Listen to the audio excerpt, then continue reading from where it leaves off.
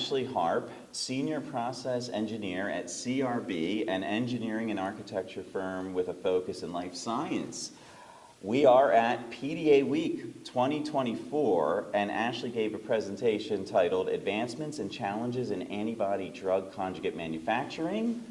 And Ashley, I want to welcome you to On The Issue by the PDA letter. Thanks, Walt. It's great to be here at PDA Week. I'm happy to get started. Great. And I want to tell you, I sat in on your session yesterday. It was session A1 on sustainability and manufacturing for, I believe, antibody manufacturing, and it was really fantastic, and you were one of 3 engaging talks, but we did have some follow-up questions for you, Ashley, and that's why you're here today to talk to me and the readers of the PDA letter, so I really thank you. Now, one of the things you were talking about is how sustainability is a critical element to manufacturing processes, and I think we all agree that it is becoming even more important. In your talk yesterday, you list the 3 strategies to alleviate environmental burdens. Of those listed, which do you think are the easiest to achieve right now? I honestly think that the easiest one to achieve is going to be liquid waste treatment and reduction. It's going to give us the fastest results. Reduction in waste generation is always the first priority that we look at. And one of the ways that we can reduce waste generation is through optimization of cleaning cycles. But once the waste is generated, then we have to look at ways to reduce that leaving the facility. So there are a number of things that companies are looking at, and it's really product dependent.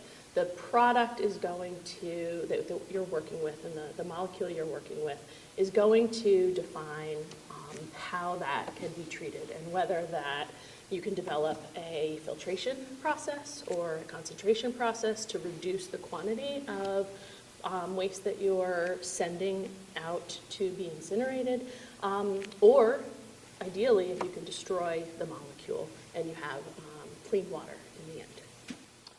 That's very interesting. It'll be interesting to see if we can get to that. Another thing you talked about yesterday quite a bit was the lyophilization. You discussed how important lyophilization is to the stability of the linker. Is lyophilization a bigger contributor to the environmental burden of these processes? Lyophilization is absolutely one of the drivers in environmental burdens for antibody-drug conjugate manufacturing, especially in the parenteral facility.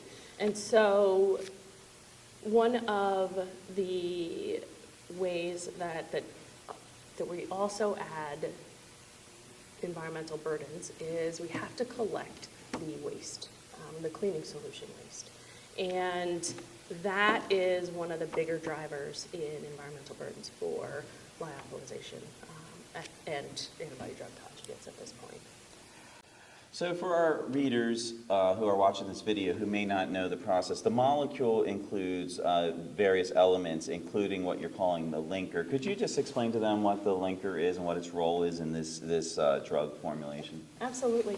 So ADCs are made up of typically, as we talked about yesterday, in the cancer treatment realm, an antibody, a linker, and a drug. And the linker binds the drug to the antibody to allow it to be stable within the human body and to allow it to reach its antigen target and then be internalized. And so the stability of the molecule within circulation is really critical to making sure that the patient is receiving the right treatment.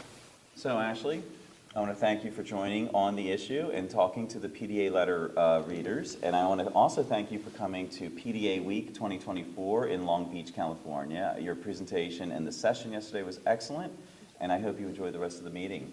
Thank you. I appreciate it. It's been a great week so far. Great. Thank you.